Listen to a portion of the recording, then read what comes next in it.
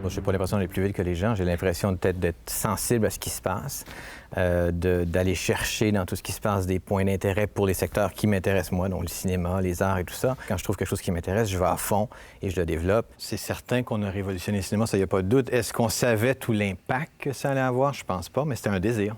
C'était ça qu'on voulait faire, hein? On voulait changer le monde. Il voulait changer le monde. Alors, on veut parler de son legs avec un proche, Roger Frappier, producteur-réalisateur. Bonsoir, Roger Frappier. Bonsoir. Vous avez hésité avant d'accorder une entrevue tellement vous étiez bouleversé par cette nouvelle. Il voulait changer le monde. C'est ainsi que vous voyez Daniel Langlois? On ne pourra pas mieux le dire que lui-même qui vient de le dire. Alors, il a non seulement changé le cinéma, mais il voulait véritablement changer le monde.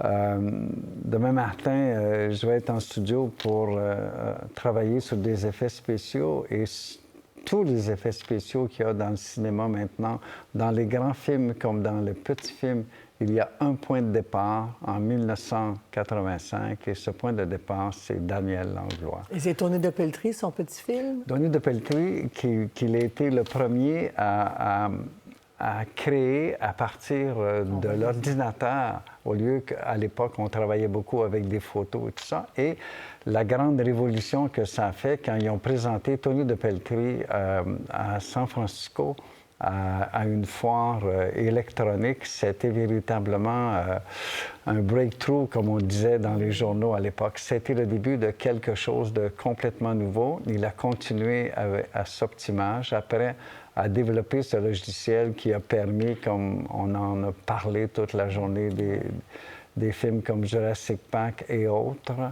Alors, il y a un avant et un après Daniel Langlois au niveau des effets spéciaux dans le cinéma. Alors, les gens, même à Hollywood, aujourd'hui, doivent être bouleversés aussi de voir que ce visionnaire-là est disparu. C'est un mauvais film, là, cette histoire-là, ce qu'on vit depuis 48 heures. Ce qui est terrible, c'est la façon dont ils sont morts. C'est ce qui est terrible, c'est ce qui ajoute à la peine et à la douleur. Et ça ne concorde tellement pas avec la vision de ces deux êtres, avec la paix, avec leur empathie pour le monde, de vouloir faire du bien autour d'eux continuellement. C'est ça qui est extrêmement difficile. Et sans jamais s'afficher, sans jamais se vanter de reconstruire un petit pays. Là, on voit sa compagne, Dominique Marchand. Il faut parler d'elle également à ses côtés. Oui, c'était vraiment une équipe.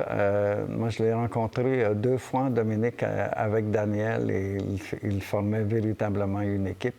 Et ils avaient, une fois qu'il a, d'une certaine façon, quitté le cinéma de façon concrète à Montréal, il avait cette vision-là d'aller construire cet hôtel sur cette île, de montrer au monde qu'on pouvait faire des choses en accord avec l'environnement, non seulement au niveau de la construction, mais des jardins biologiques et tout ça.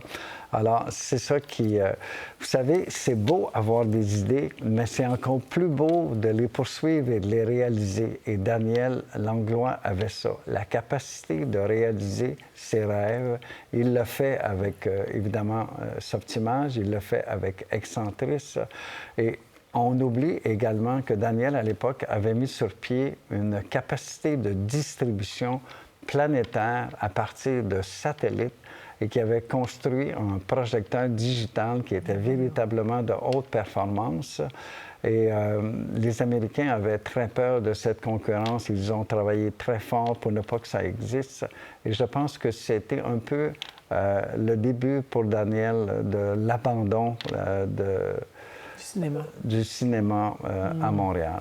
À Montréal aussi, parce qu'il a déjà fait une déclaration concernant la SODEC, le ministère de la Culture, la Ville de Montréal, pour laisser faire une telle chose, dit le communiqué, il est mis dans les minutes. Le Québec ne peut pas se payer la plus belle salle de cinéma qui programme du cinéma international. En fait, il avait il n'a pas senti, en tout cas, que le cinéma ou que la culture était suffisamment appuyé par les institutions. Vous-même, vous vous faites très critique. Ça vous surprend?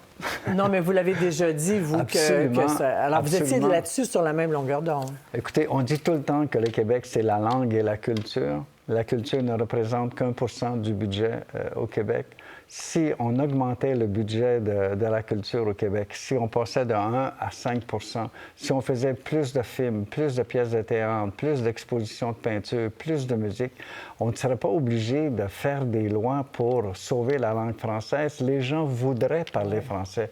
Alors, c'est ça qui, à chaque fois, et je suis d'accord avec lui, que il faut toujours se battre au niveau de la culture au Québec. Pierre Amphi, dans un ouvrage récemment publié sur vous, Pardonnez-moi, Oser le cinéma, vous exprimez encore dans cette difficulté de soutenir le cinéma. Et lui, il l'avait senti, puis il a décidé de faire autre chose. Exactement. De plus durable avec ses projets écolos. Et l'aide, redistribuer sa fortune aussi. Non seulement il l'avait senti, mais ce qu'il a fait, c'était au niveau international. Ouais. C'était pas uniquement au niveau québécois. C'était véritablement un visionnaire et un précurseur. Et ça, c'est assez exceptionnel. Évidemment, avec le temps, peut-être que d'autres l'auraient fait, mais lui, il a été le premier et c'est le véritable point de départ. Et on lui doit beaucoup aujourd'hui. Oui, parce qu'entre 1984 et 1994, c'est là qu'il y a Tony de Pelletry, sa grande réalisation, Softimage, et dès 1997, je pense que c'est à ce moment-là qu'il vend Softimage à Microsoft. Donc, et profiter de cette richesse-là pour continuer à développer ou à soutenir des valeurs qu'il défendait. Oui, et avec sa fondation, il voulait faire le lien entre la création et la science. Ouais. C'était quelque chose qui le passionnait. Et on parle beaucoup de lui comme un entrepreneur, mais c'est d'abord et avant tout un créatif. Il créait des choses. Il y avait une formation en design et je l'ai lu, là. Exactement. Ouais. Et c'est Michel Coulombe, le critique de cinéma, qui a dit « Il a su allier l'art et la technologie ». Exactement. Donc, pour un créateur-réalisateur comme vous, producteur, il vous a influencé, il a influencé d'autres cinéastes? Oui, il a gardé contact avec beaucoup de cinéastes québécois toute sa vie. François Gérard était chez lui il y a 3 semaines. C'était quelqu'un qui... Denis Villeneuve aussi. Denis Villeneuve. C'était quelqu'un qui était toujours en contact avec le Québec, même s'il n'y habitait plus de façon aussi continue qu'auparavant. Et vous qui avez fréquenté les Oscars, grâce à vos films, lui aussi avait reçu un Oscar dont on n'avait pas vraiment entendu. Il avait reçu un Oscar technique, oui, exactement, en 1997, pour toutes les réalisations techniques qu'il avait faites. Absolument. Ouais. Donc, il avait reçu du milieu du cinéma une belle reconnaissance. Une reconnaissance, oui. À votre connaissance, est-ce qu'il était resté amer pas de l'échec, mais en fait de la fin de l'excentrisme, de la fin de cette volonté qu'il avait de faire rayonner le cinéma international, même ici, francophone? Évidemment, je n'en ai pas parlé dans ces termes-là avec lui, mais le fait qu'il s'en allait vers autre chose, le fait qu'il y avait une autre vision, qu'il a réussi. Et ça, c'est ça qui est exceptionnel. Alors, qu'est-ce que le Québec devrait faire comme hommage à Vous me posez une question.